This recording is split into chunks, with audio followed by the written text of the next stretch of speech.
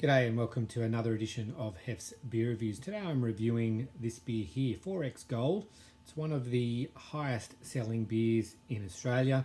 In fact, a few years ago, to my knowledge at least, it became the first non-full strength beer to take the #1 spot when it overtook VB to become the biggest selling beer in Australia. These days, I think it's been overtaken by Great Northern and perhaps even Carlton Dry. But anyway, still immensely popular. It's a mid-strength, comes in this 375ml bottle. 3.5% is the ABV, so one standard drink in this stubby. Let's crack her open. Nice hiss there. Pour out into this freshly rinsed beer glass and we'll make an assessment.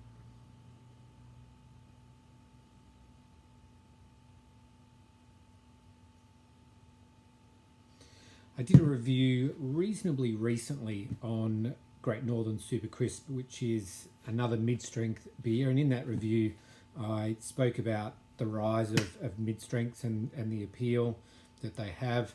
A few people in the comments shared their views as well. Obviously, people looking for something that they can drink all day, so very sessionable. Taxation's probably played a part as well with beer being taxed according to its ABV, and also obviously in most parts of the world, at least, the introduction of stricter and policing of stricter drink driving laws makes it pretty convenient when it's one standard drink in the stubby or can. All right, let's have a look. It's clear, it's golden, it's got a disappointing amount of white head that's dissipating rather quickly.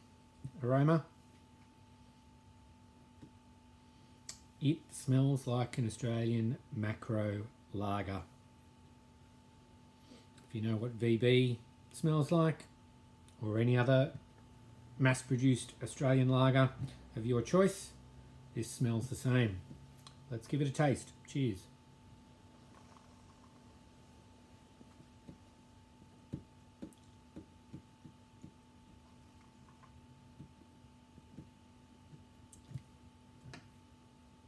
Okay. No bitterness to speak of. Light to medium body, medium amount of carbonation. The taste profile is one of sweet malt. Like most other Australian macro lagers, I'm assuming that they've got corn as the adjunct here, and Pride of Ringwood is the bittering hop. It certainly fits that taste profile. In terms of, I guess, how does it compare to other mid-strength options? Because if you're choosing a mid-strength beer, then I think at least the taste is probably not the #1 consideration, because you're automatically foregoing a little bit at least of that taste to choose a beer that has a lower alcohol content. If you wanted something, whether it's a lager or a different style, that tastes really good, and that's your #1 priority, then you're probably not going to choose a mid-strength. So, as I said, I did review Great Northern Super Crisp reasonably recently.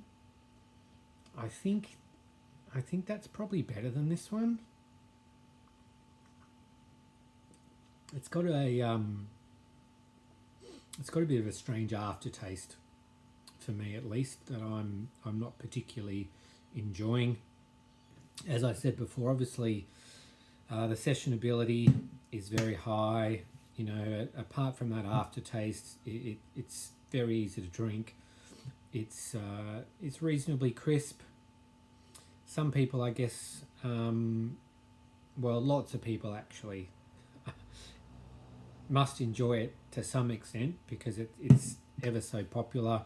You can get it in any bottle shop probably in Australia, and on tap at a lot of pubs too. The price is comparable to other macro lagers. I gave Great Northern a 3 out of 5.